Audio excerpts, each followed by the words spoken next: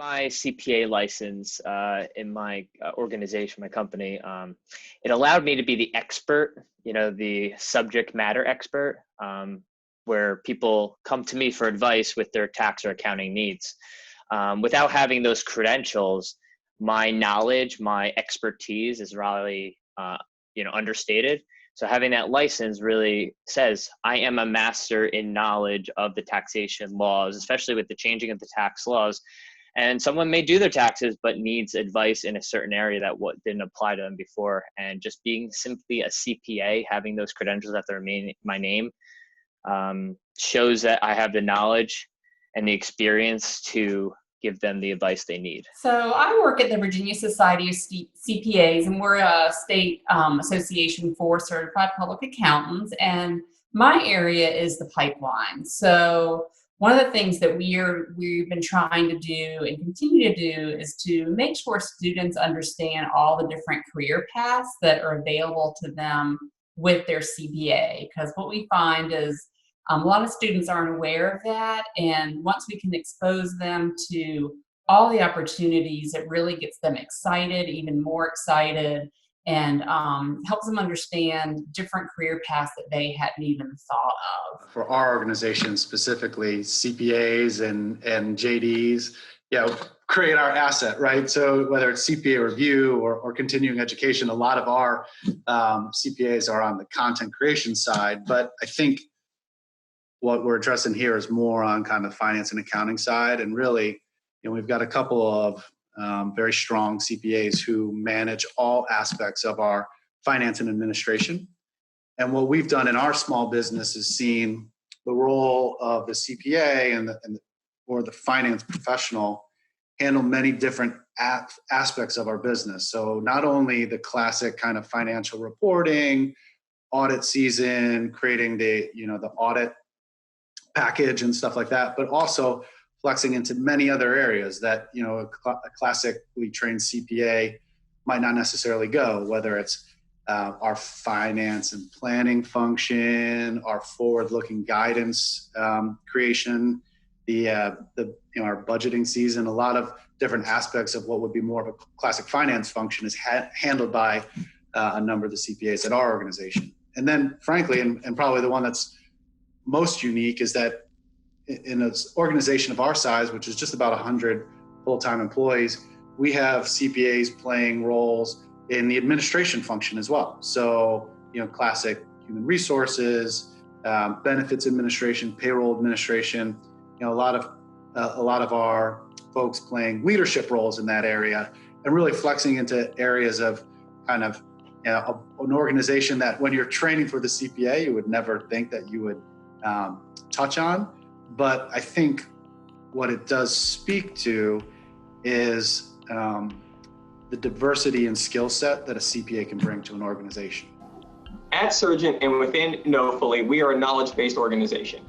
And a lot of our knowledge is driven by our CPAs. As you noted, CPAs are known for their critical thinking.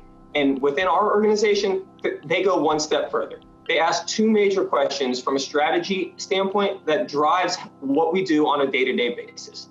They ask us what's next and how can we do this better? So they're not just providing tax advice or debits and credits. They are pushing us to create a better product, to create a new product, to think about taking things from a longer, call it an all-day webinar to a shorter podcast, right? How can we meet people where they're at? And within our organization, a lot of that thought, a lot of that critical thinking, a lot of that planning is driven by our CPAs. They are pushing us to determine what's the next step, and then how can we do whatever we're already doing better. By asking those two questions, they keep us grounded, they keep us focused on the future, and they keep us moving forward. Again, I know that's not what a traditional CPA is, but here, CPAs drive strategy.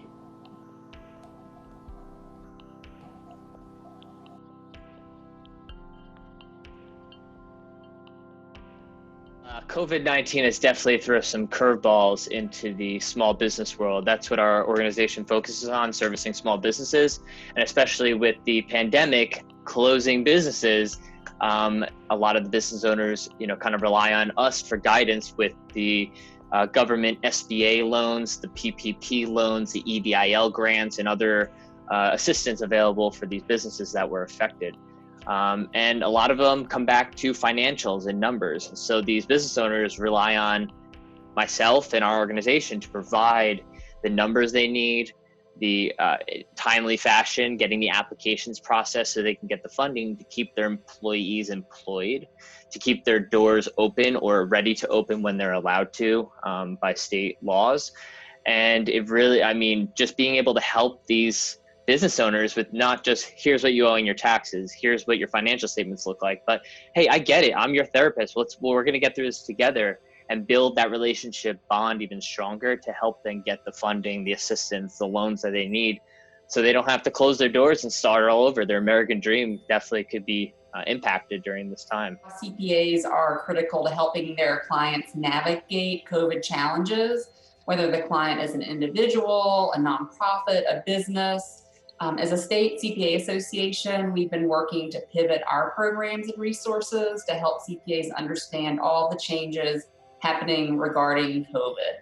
So related to the CARES Act or the virtual office, it really kind of runs the gamut. But all these things are so they can better serve their clients and staff.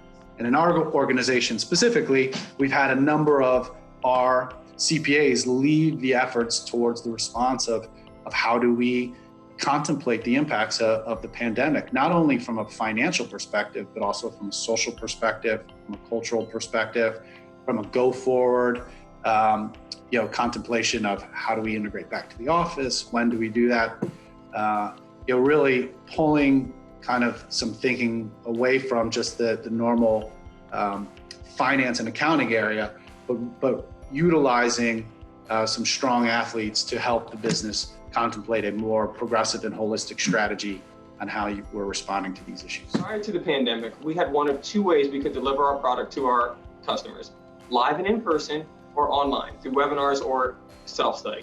Since the pandemic, we haven't been able to be in that live setting. So we've had to move everything online. And we did that in the span of a week. Part of that transition was driven by our CPAs. They came up with the content that we needed to put online first. So they thought critically, and they developed the content for what our customers wanted most relevant to the pandemic and their day-to-day operations. And they put those materials, those trainings, and those videos together in a matter of no time. That was led by our CPAs. What they also did was they also came up with a best practices model, because being in front of the camera is very different from being live. Some people are more comfortable with one or the other. So what our CPAs on staff did was they came up with a best practices for both our internal and our external experts on how best to deliver content in this new setting, this new online setting that we're in. So our organization moved quickly, but those quick moves wouldn't have been possible if our CPAs weren't ready, weren't thinking critically, and weren't able to come up with new content so quickly.